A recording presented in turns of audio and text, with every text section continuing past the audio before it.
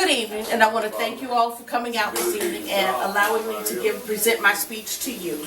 The speech that I'm presenting tonight is based upon taking prayer out of our public school system. In 1962, the federal government took prayer out of the school system. Since then, there has been a decline in the morality of our children within the school system.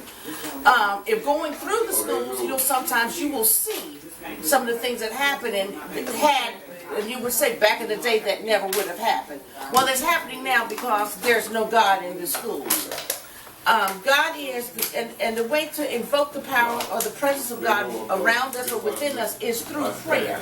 And as parents, we need to equip our children in the power of prayer, showing them how prayer is important and what it is that they should pray for, how they should pray. And what I want to tell you is that our children spend the majority of their day in an environment that is filled with depravity and everything else going on. And what I will tell you that if you watch and pray so that you don't fall into temptation, because the spirit is willing, but the body is weak. And you'll find that in Matthew 26:41. So I'm telling you that to say that, and the Bible is equipped with things, information telling us that we must pray and that it's important that we pray. And sometimes you'll hear people say that, I've done all I can do. The only thing I can do now is to pray. Well, if you prayed first, then you would have the power to get through whatever it is that you were trying to get through. And also what I want to say, you can find that in the website, The Power of Prayer. And it's important that we teach them how to pray, because there's going to be situations that come up.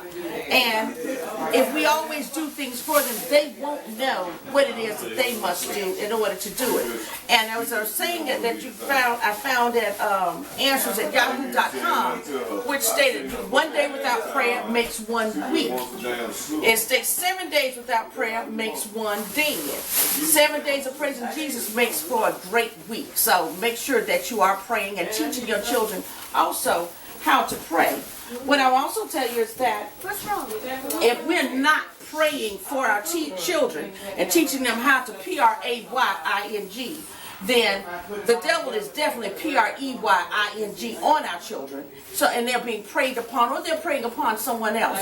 So it is important to us as parents to equip them how to protect themselves and protect us, because prayer, when you pray, you're not just praying for yourself. You're praying for those around you, protecting those around you, because some of those are weak, and the weak, the strong takes care of and prays for and takes care of the weak. And what I want to tell you is, I had a situation where I went into my children's classroom and they were having a test, and I prayed for the classroom. I normally pray for my kids. We didn't pray that morning. I prayed for the classroom, and a little girl told her mother that we had prayed, and she had passed the test. She told her mom the reason she passed the test was because she prayed and God was there with her.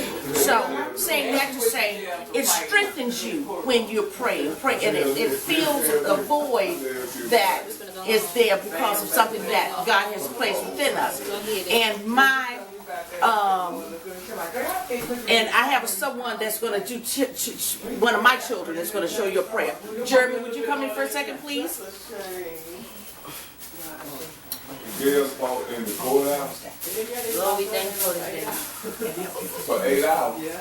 Thank you for keeping us. Thank you, Jeremy. And normally he does a lot better than that when praying. He prays for the household in the morning time. He's got a little off guard because he's praying in front of an audience. But it's important as parents that we do teach them prayer, because what I will tell you is that we can start, and what I want to tell you is you can start the process of teaching your children how to pray when it says that Jesus instructed us to pray, and he stated, and this is how you should pray. And you'll find that in Matthew 6, verse 9, which is the Lord's Prayer. So you start out by teaching them the Lord's Prayer, and then you can grow on from that. And I do thank you for this evening, for your time and your attention, and have a great 4th of July.